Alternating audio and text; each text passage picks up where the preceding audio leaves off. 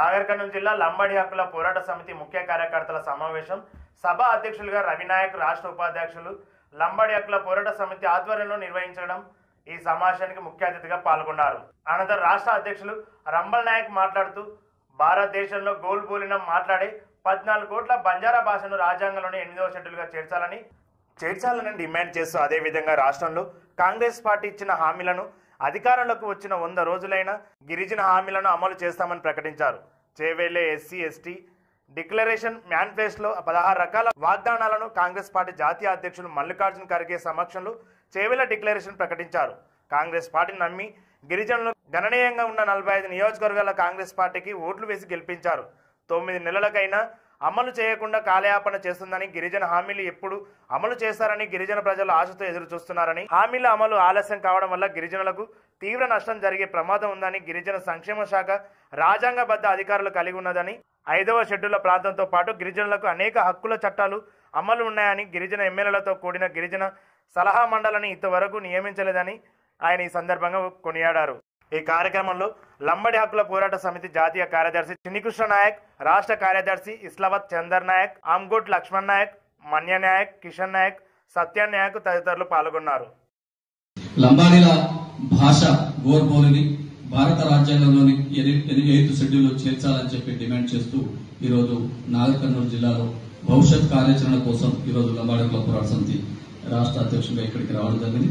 కాబట్టి గోర్బోలిని భారత రాజ్యాంగంలోని 8వ షెడ్యూల్లో చేర్చాలి. అదేవిధంగా తండాలను గ్రామ పంచాయతీలుగా లంబాడి హక్కుల పోరాట సమితి పోరాట ఫలితంగానే 3147 తండాలను గ్రామ పంచాయతీలుగా గుర్తించుకున్నాం. ఆ గ్రామ పంచాయతీలను రెవెన్యూ గ్రామ పంచాయతీలుగా గుర్తించాలని చెప్పి డిమాండ్ చేస్తున్నాం. అదేవిధంగా రాబోయే రోజుల్లో హైదరాబాద్ లో పెద్ద ఎత్తున లంబాడి హక్కుల పోరాట సమితి భారీ బహిరంగ సభను ఏర్పాటు చేస్తున్నాం.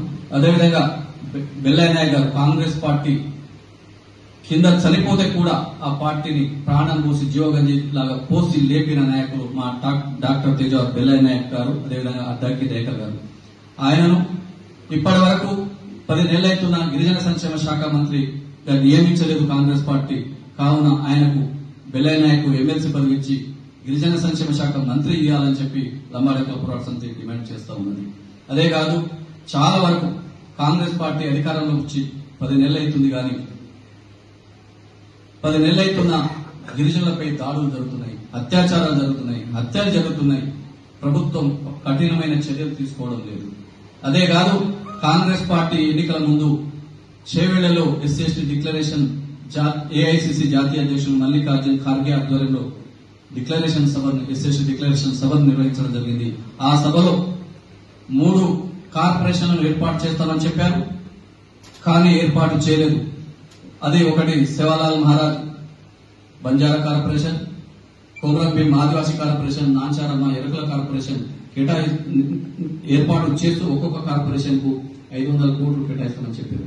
అదేవిధంగా 5 ఐటీడీలను ఏర్పాటు చేస్తామని చెప్పారు. ఒక్క ఐటీడీ కూడా ఏర్పాటు చేయలేదు.